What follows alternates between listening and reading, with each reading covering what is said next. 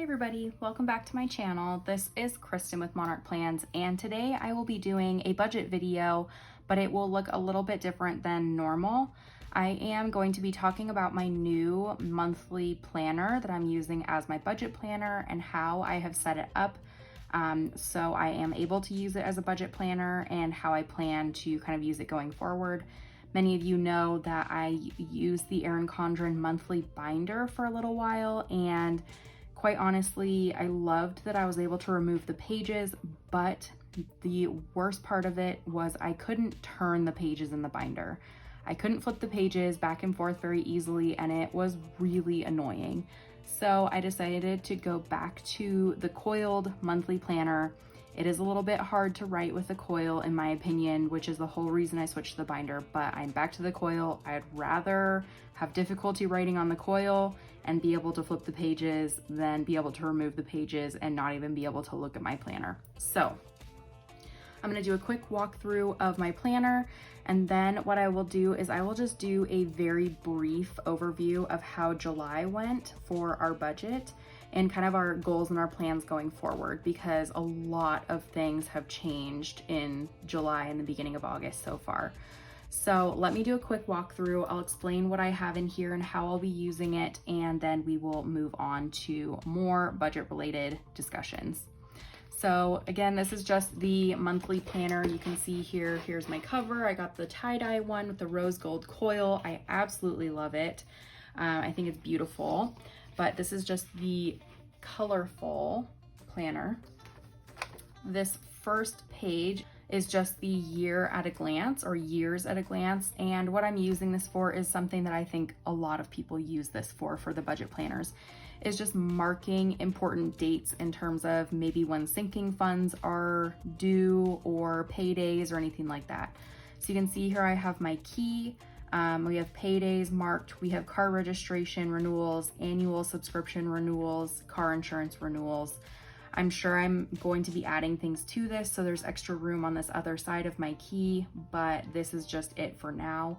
I also kind of left this a little bit blank just in case, you know, things change. I don't know, who knows? So we will be filling this out a little bit later with more of the little dots. I got the dots from Erin Condren, so I will have those linked in the description box below. And then over here, this is just a blank sheet of white sticker paper that I cut to size and just stuck here, so it would just cover up the extra months. So again, I think this, it's not a very innovative, you know, idea for this page, but it is something that is really helpful because it's just really nice seeing everything on one spread. So I can look to April 2021.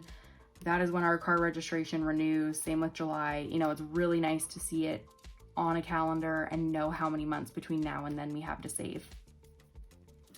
The next page is the 12 boxes. So the 12 boxes, these are very flexible when it comes to budgeting. So with a budget planner, you can use these for a lot of different things. I decided to label each of the boxes with a month sticker from my Etsy shop. They just match the Erin Condren colors.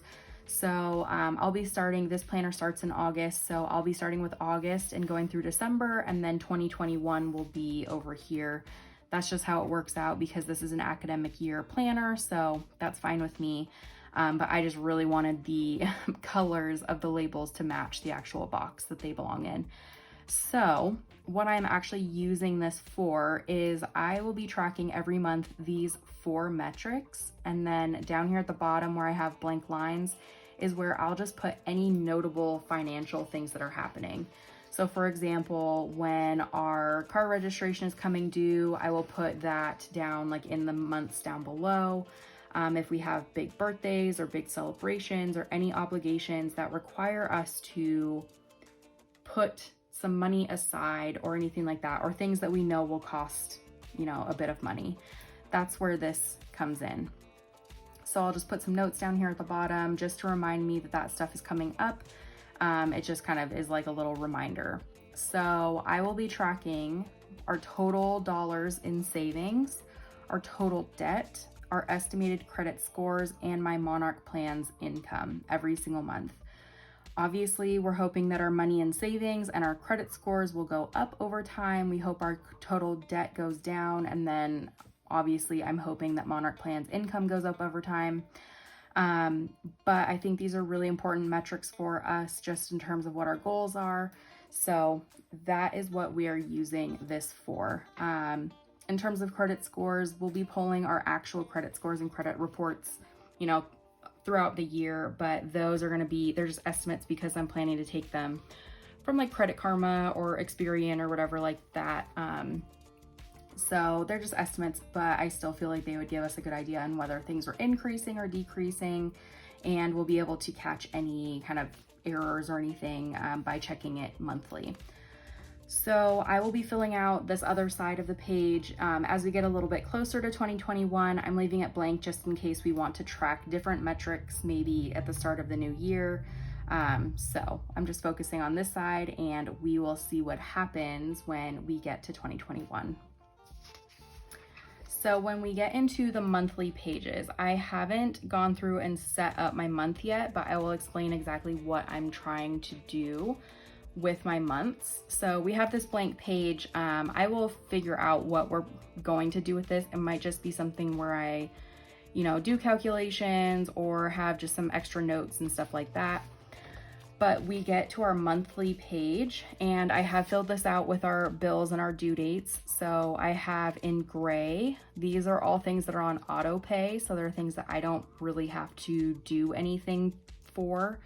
They just kind of come out of our bank account. I double check that they've come out, that they're the right amount and everything. And then I just check the box when I've noticed they've come out. The green is utilities, which are ones that I don't put on auto pay because I like to actually check the statements and check our usage before I pay them. So those are all due on the same day. I like to pay them on the same day. So I just have those marked in green. And then finally, the orange are debt payments. Or just payments that I need to make that I actually need to go in and make them. So our credit cards are not on auto pay at the moment just because I'm shifting our debt snowball a little bit. So we have a couple due on the 20th, we have one on the 23rd, we have a car payment on the 31st, which I will probably put this car payment on auto pay, but this is our first payment for this car, so I'll just be paying it, you know, with our card. So ultimately, this is kind of how I lay out my monthly page. I just put payments, due dates, everything like that, bills, and then our paydays here. I also get paid on Monday through Etsy, but I didn't put that there because it's separate from our main account. I have a business bank account, so it just goes into there. For notes, I can put anything over here. Maybe if I want to pay additional to my credit cards or anything like that, I'll mark that over here. And that'll just help me keep track of where I might have paid a little bit extra. For the dashboard, I am planning to have monthly goals here in terms of our finances. Really, there's not a whole lot that needs to go in here, and I'm sure it will morph over time and I'll use this over time. But for the time being, I think it'll just be for monthly goals. And then I think there's just maybe a monthly reflection where I go through and I determine where we might be able to improve things for the next month. I think this page is really helpful because it's very flexible. Now without the headings, you can pretty much do anything with it. So it will become something over time, but for this first month of me kind of doing this new method that we'll talk about in a little bit, I need to kind of do some more brainstorming. So this is really helpful, and I will cover what I'm using this for in future videos. So keep an eye out for that. And then I have my budget set up here. So this is my August budget. Everything is just set up. I haven't done any check-ins yet. I haven't put in any of our variable expenses yet. Essentially, this is just the very beginning of the month setup. So I will be doing my budget check-ins every single week, focusing on these 4 categories, which are kind of the categories that we like to kind of keep an eye on. So this is what we'll be focusing on. I'll be filling in our actual expenses and everything over on this side. And then at the end of the month is where I can calculate how much money that we had left over and we're able to move to savings or use for debt. essentially that is kind of how this works. Throughout the month, I'm able to put in actuals and then determine how under or over we were on our budget, and then kind of calculate everything out.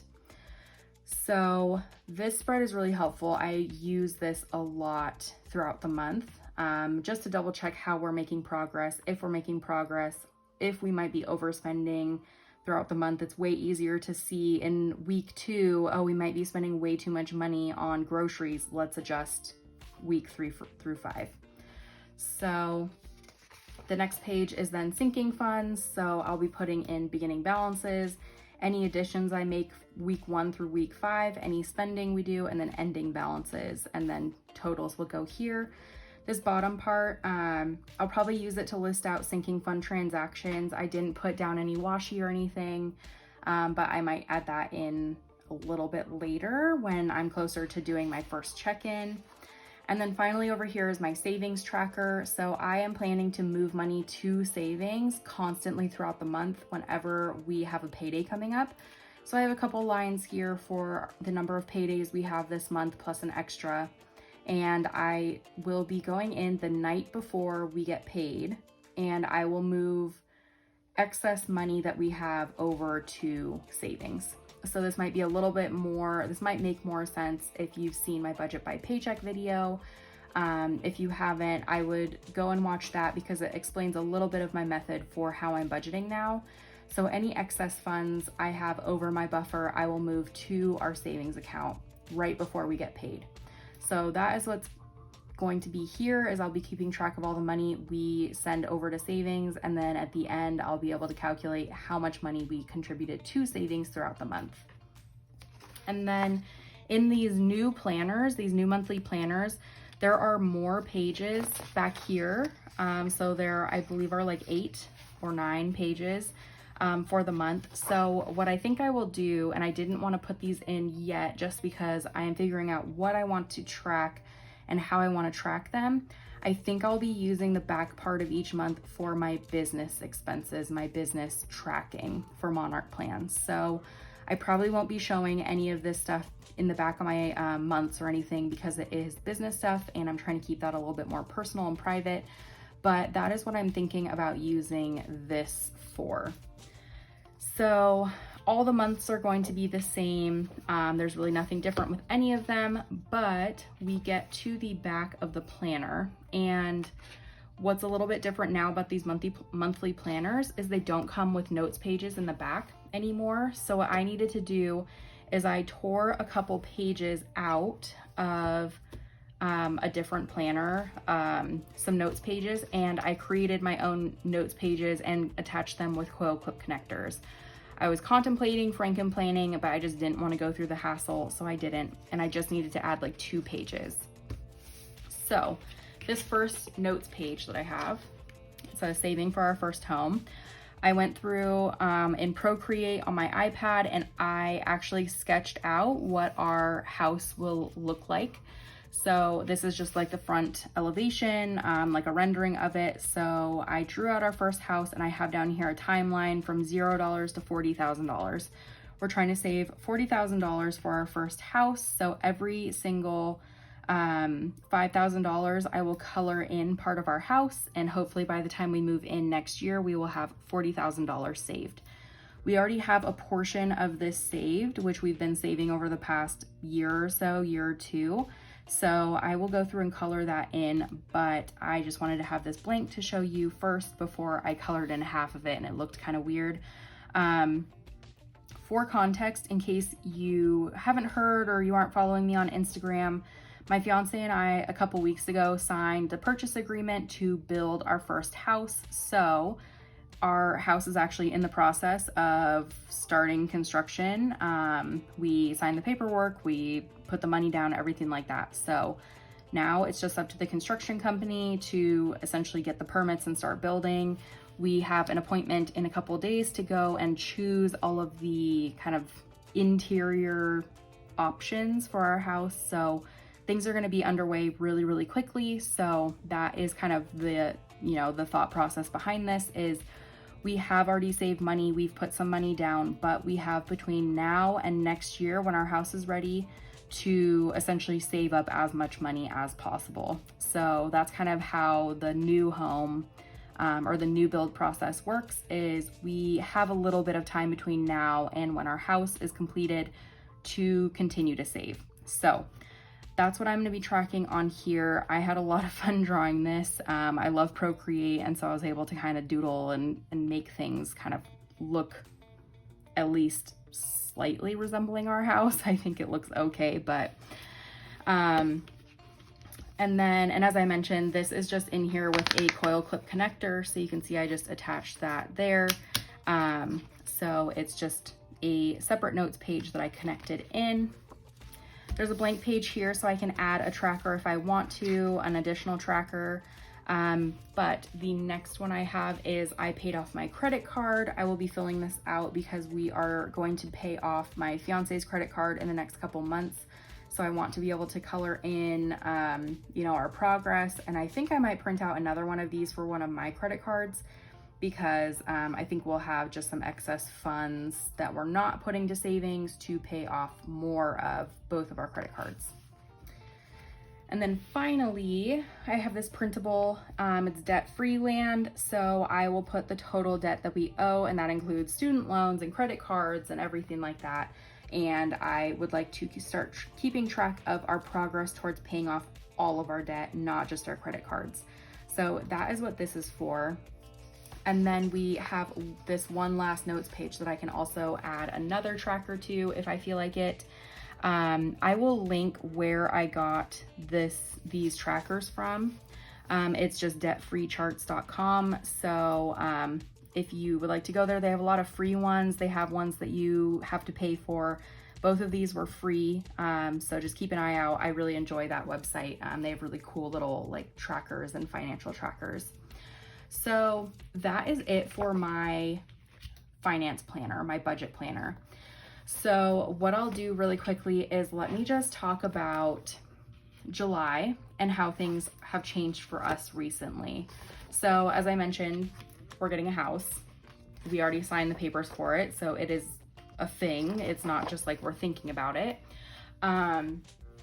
So I was budgeting one way at the beginning of July. I started using the Budget Moms Budget by Paycheck workbook in probably about like mid-July, and that definitely changed the way I looked at my finances. I highly recommend doing some type of budget by paycheck, at least trying it for a month or two to see if it would work for you, because it really just made things click in my head. So I started doing that. I started using her workbook. I started being very, very diligent in looking at our finances. And it was then that I realized how possible it was for us to get a house. I'd been dabbling with the idea for a very long time. I knew that we were looking. It was just something that was in the back of my mind. We weren't actively, you know, searching for houses with a realtor or anything like that. But after I started looking at our finances and how things were flowing for us, I realized that it was definitely possible and that we could do it sooner rather than later. So that being said, the process to get into our house was very fast. So we, you know, within a month, we're already building our house. So with that, I essentially changed the way I'm budgeting. I will be using the Budget by Paycheck workbook. I will be using this budget planner, and what I will be doing in terms of filming my budget journey essentially is I will be alternating. So every other week I will be filming my Budget by Paycheck process for the upcoming paycheck. And then every week that I'm not doing the Budget by Paycheck, I will be doing check-ins. So I'll be doing 2 check-ins at a time in this planner, 2 weeks at a time. So you'll be able to see how we're progressing versus what we budgeted in the Budget by Paycheck. So it's kind of like a couple different ways to track, but it's really helpful to see it laid out in this planner versus in the Budget by Paycheck. I just find it helpful to see it in a couple different ways. So that is what I'm planning to do. Our biggest goals for our finances are essentially to save as much money as possible between now and next year.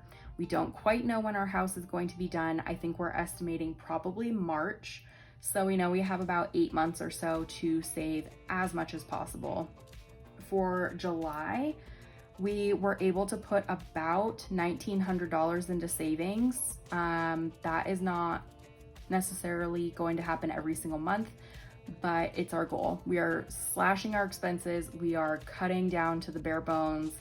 I know previously in my budget videos, you guys have seen we've spent so much money on dining out, just kind of frivolous things. That's not going to happen anymore. So our budget journey is definitely changing, August going forward. So hopefully you guys will tune in and see how that goes for us. I think it's always really fun to kind of watch people in their budget journeys when they have like a definite goal to work towards, because it's so incredible to see how intense people get with their budgets. So hopefully that'll be my fiance and I, and hopefully you guys will tune in and kind of see how things go for us. But essentially saving as much money as possible, not only for our house, but also so we have moving expenses saved up, furniture money, so we can furnish our new house with a little bit nicer things than we have now. And then just having an extra cushion for our savings. I don't want to spend all of our savings on the new house and furniture. So those are our main goals. Like I said, I'll be going through this planner every couple weeks. I'll be going through my budget by paycheck every couple weeks. So hopefully you tune in and kind of see how things go. And if you ever have any questions about any of my budget journey at all, please let me know. You can always reach out in the comments, or if you'd be more comfortable reaching out with a direct message, you can always find me on Instagram. My handle is @monarch_plans, and I will get back to you and answer your questions as best as possible. So I think that's it for today. I know this was like very different, very talkative, not necessarily the most informative, but hopefully it was enjoyable and you got something from it, maybe ideas for your budget planner, anything like that. So thank you so much for tuning in, and I hope you have a great day. I will talk to you later. Bye.